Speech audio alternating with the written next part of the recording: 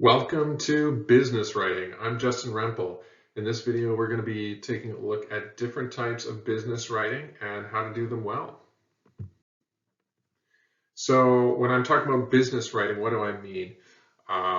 This is a very formal type of communication, which means that it's going to have a very distinct purpose. There is no wasted words in business writing. We are focused on conveying information. And if we have details, they are only the necessary details that we need to get that information across. This is very different than something like storytelling, where we might add in extra details to really paint a picture. Business writing is focused and purposeful and professional. Because it's very professional, conventions are important. We're really paying attention to spelling, grammar, punctuation, capitalization. We don't use contractions, things like don't, I've, you will. We say do not, I have, you will. And we always use full, complete, proper sentences. No run-ons, no fragments, only proper sentences. Our tone is formal, professional, focused on the task at hand, and our vocabulary it does not have any slang or informal speech in it. It doesn't have to have the biggest words ever, but if you are talking in a specific trade or about something very specific or niche to the business, you may contain technical jargon in your writing. So one of the most common forms of communication that we can send in the business world is an email. This is very different than a personal email, where you might have lots of inside jokes. It might just be for fun or just updating your friend on what's going on. A business email, the purpose is informative. And that means that a business might be communicating a sale or promotion. It might be talking about some kind of update. The other purpose it might have is it might be persuasive. It might involve some kind of request or complaint. It might involve collection or sales. And it can really shift depending on who the audience is. So some business emails are internal. They're just within the business. It's from one business member to another. It's inside of the company, and it has to do with company business. Sometimes it's external, so the business is sending something to an outsider, like a promotion, or the outsider is sending something to the business, like a complaint. What kinds of content does it have? It's going to have a greeting at the start. It's going to introduce its purpose. It's only going to contain necessary information and details, and then it's going to have a closing. Business writing is all about efficiency. So we're not very focused on boosting word counts or saying more or expanding. We're only saying the necessary details. Here's an example of a business email. And this is from a customer who is writing to an electronics company, and he's got a complaint about a product. So we start with the greeting to Allen Electronics, which in itself already contains information. It tells you which company this is going to. And listen to how the body of the email is written. I'm writing to you in regards to a damaged product that you recently sold to me. On February 22nd, I ordered a brand new Lenovo laptop, model number XT8508, from your store. When it arrived 1 week later, March 1st, I opened it up only to find that the screen was already cracked. When I placed my order, I did select the 1-year warranty option. However, it is unclear whether this warranty entails a replacement or repair. Please advise how to proceed. Regards, Evan Slattery. So even the greeting, we just say to, whereas in a personal email, we might say dear. In the sign-off, we just say regards, which is quite formal, instead of saying something like sincerely. And everything has purpose, everything is informative, and the necessary information is there about what exactly the laptop model is. So we know the specific product we're talking about, we know the person we're talking about, we know when it was purchased, and we know what the inquiry is. Evan is wondering how to basically make a claim on his warranty for this damaged product. Okay, so there's not a whole lot of wasted words. These are all correct, proper sentences. There's good grammar and spelling, and it's short and to the point. A letter is very similar to an email, although a letter will go through the postal service rather than electronic.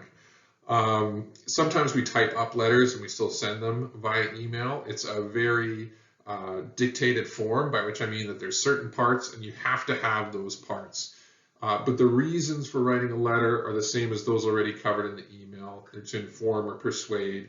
Again, it might be internal, it might be inside the business, or it could be external from the business to an outsider, or vice versa. But a letter has a very specific form, and we're going to take a look at that right away. So there are 7 parts to a letter. There's the heading, which has the return information, the date, the addressee information of who the letter is going to, a greetings or salutation, that will be very formal, a body, that's the main chunk of text. It's going to be formal and informative. Just say the necessary details only.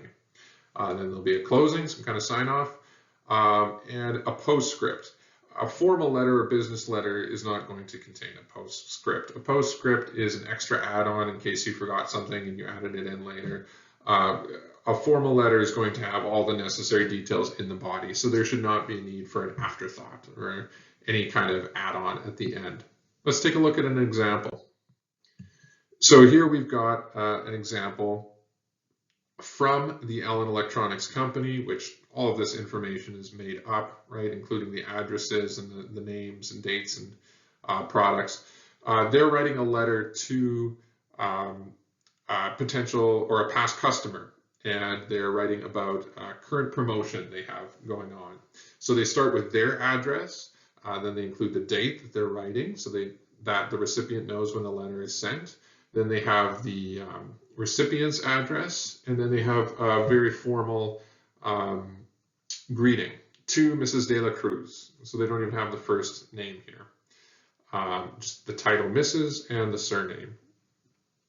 We are writing to you in regards to an exciting new offer. According to our records, you purchased a 2019 Lenovo laptop, model number XT-5325 from us last spring, April 2019, and are still making monthly payments of $24. We are happy to inform you that we now have an updated model in stock, the 2020 Lenovo model number XT-6218. It has twice the storage capacity of your last model, as well as a superior camera. For a limited time only, you can trade in your old model and upgrade for only $2 a month more for the next 2 years. Please let us know if you would like to take advantage of this excellent deal. Regards, Allen Electronics. Okay, so this is a promotional letter. It's advertising an upgrade that Mrs. De La Cruz can make. You can hear the tone is very formal. It sounds a little stilted to us, but it's not meant to be really buddy-buddy like a very personal letter would be. It's meant to achieve a purpose, and that purpose is to communicate information about a product offer that they have going for a limited time only.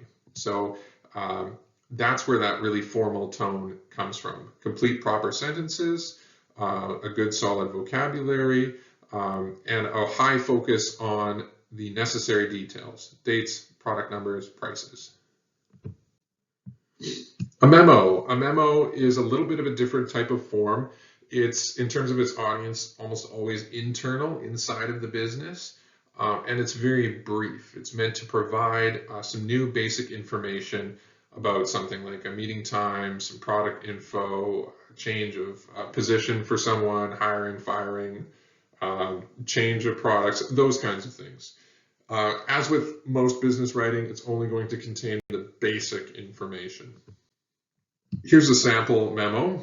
It's got the recipients to all staff, and then the subject line regarding the meeting February 22nd, and it's very brief.